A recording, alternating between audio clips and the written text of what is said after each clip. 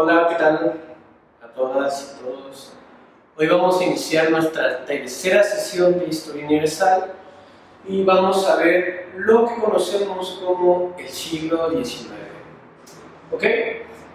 Lo primero que vamos a entender y que tenemos que observar es que el siglo XIX, a comparación del siglo XVIII, donde hay, digamos, esta pelea entre un nuevo régimen que está surgiendo, que es el liberalismo o la república, es que para estos momentos el liberalismo ya es muy famoso, porque ya existe Estados Unidos, porque ya existe la República Francesa, y porque también otros países empiezan a darse cuenta que este es un sistema mucho más amplio económicamente que el feudalismo. Entonces, el conflicto político del siglo XIX va a ser los liberales contra los conservadores. Los liberales, recuerden, representan a la burguesía y los conservadores van a representar a los monarquistas, a esa gente que todavía cree en la monarquía, en el rey, y a gente que va a ser principalmente noble. Acuérdense de la pirámide que veíamos la clase pasada. Algo importante en este inicio del siglo XIX es que la Revolución Francesa se va a acabar. Napoleón Bonaparte va a ser un personaje muy importante que va a destacar para estas fechas. Napoleón va a tomar en 1800 a 1805, tras un golpe de Estado, la presidencia en Francia. Se acaba la Revolución Francesa y durante 5 años se va a empezar a trabajar para poder ejecutar su siguiente proyecto, que va a ser la conquista de toda Europa a partir de 1805. Y así lo va a hacer. Tras varios años de estar preparando este proyecto, en 1805 Francia se declara en guerra contra toda Europa y empieza a conquistar los países. Empieza a conquistar Portugal, empieza a conquistar España, empieza a conquistar Italia, empieza a conquistar Rusia, hasta que prácticamente conquista toda Europa. ¿Vale? Esto va a hacer que en 1814 surja algo que se conoce como el Congreso de Viena. El Congreso de Viena va a ser algo que va a formar Clemente Metternich, que era el heredero príncipe de la corona austríaca, y junto con Prusia, junto con Rusia y junto con Inglaterra van a ser los 4 países o las 4 grandes potencias que van a estar viviendo todo el proceso de la conquista napoleónica. Van a conjuntar sus ejércitos y lo van a derrotar en 1815. Cuando derrotan a Napoleón en 1815 queda trastocado todo el mundo europeo. ¿Por qué? Porque Napoleón, como conquistó toda Europa, por ejemplo, va a poner de rey de España a su hermano y va a quitar a Fernando VII. Entonces, una vez que lo derrota, el Congreso de Viena decide que va a hacer varios principios. Y el primer gran principio es el de legitimidad, donde van a devolverle a los reyes el trono que les quitaron. El segundo principio es de compensación. ¿Esto qué quiere decir? Napoleón tiene que pagar todos los gastos de guerra. Y el tercer principio es el de equilibrio de poder, donde van a formar una organización militar que se va a llamar la Santa Alianza. Y con la Santa Alianza surge algo que se llama el Concierto de Europa, que no tiene nada que ver con música, sino más bien es una política en la cual durante todo el siglo XIX, o al menos la mitad del siglo XIX, van a ser de orden conservador.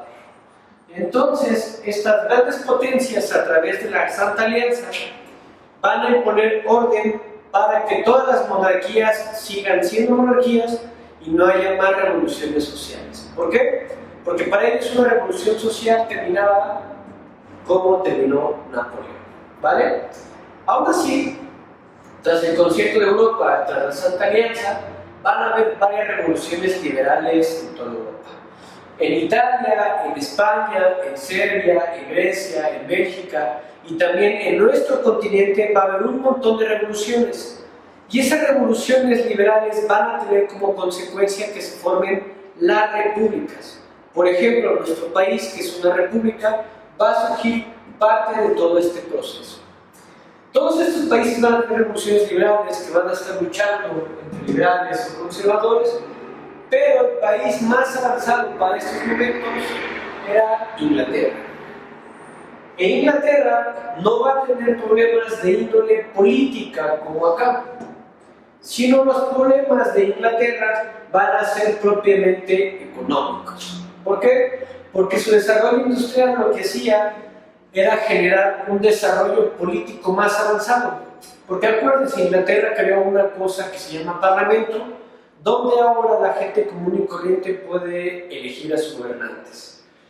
Entonces, a partir del siglo XIX va a haber una explosión muy grande del movimiento obrero en Inglaterra. En un primer momento vamos a tener un movimiento que se conoce como ludismo.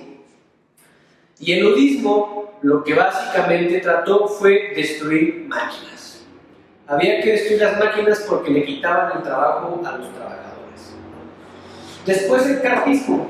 ¿Por qué? Porque estas condiciones laborales que tenemos hoy día no eran así. No existía ni la jornada de 8 horas ni el salario mínimo. En estos momentos, a los obreros y a la gente en general se les pagaba, si no un salario mínimo, lo que el patrón quisiera.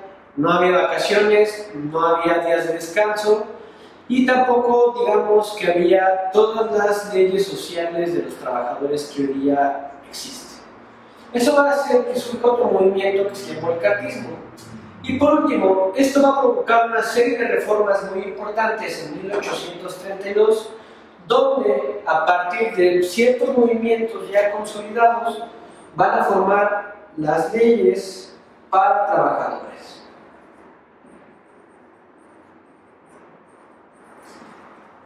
A partir de este momento vamos a tener 3 grandes ideologías en este momento, ¿no? Tenemos una, el liberalismo, que es impuesta por los burgueses; 2, el conservadurismo, que es impuesta por los conservadores o los monarquistas; y 3, va a surgir una gran ideología que se llama el socialismo, que va a ser la ideología de los trabajadores, ¿vale? Del socialismo va a haber 2 grandes socialistas. Los socialistas utópicos, que van a imaginar más bien un mundo como debería de ser, un mundo sin dinero, un mundo sin explotación laboral, un mundo donde todos convivamos tranquilamente, y el socialismo científico. Este último va a ser el más importante y va a ser desarrollado por 2 personajes, Karl Marx y Friedrich Engels. Ellos van a ser los responsables del socialismo científico y los que van a abrazar a los trabajadores contra todos estos movimientos, ¿vale? El socialismo científico se va a caracterizar, por ejemplo, porque va a haber un análisis de la realidad. ¿Esto qué significa? Que a través de un análisis económico se va a explicar cómo funciona el capitalismo. Y por último vamos a tener 2 grandes procesos que devienen en un solo proceso, que es la unificación prusiana e italiana. Prusia era todos los reinos de un pueblo que se llamaban los germanos. Hablaban el mismo idioma, comerciaban entre ellos, pero no eran un solo país. Italia lo mismo, todos hablaban diferentes idiomas, tenían una cultura en común, comerciaban entre ellos, pero no se identificaban como tal, ¿vale? Tras varias guerras y derrotar a varios enemigos como Francia o el Imperio Austrohúngaro, la unificación italiana y la unificación prusiana se van a dar en 1871. Y esto va a hacer que se acabe, digamos, el proceso de revoluciones y de desarrollo político en el siglo XIX. Esto va a culminar con la unificación italiana, pero con otro proceso que posteriormente vamos a explorar en la siguiente sesión o en la siguiente clase, ¿vale? Por último, vamos a explicar su tarea. Su tarea en esta ocasión va a ser más sencilla. Es básicamente contestar el cuestionario de la unidad 3 de la guía. Entonces van a leer la unidad 3 de la guía, que es muy cortita. y van a contestar el cuestionario. ¿Qué es lo que van a hacer? En una hojita van a copiar la pregunta y la respuesta. La respuesta correcta, no vayan a poner los incisos solamente, ¿no? Pregunta, ¿cuál fue el movimiento obrero que destruyó máquinas? No van a poner inciso A, van a poner inciso A, lo mismo, etc. ¿Vale? ¿De dónde? Del cuestionario 3 de la guía de la UNAM.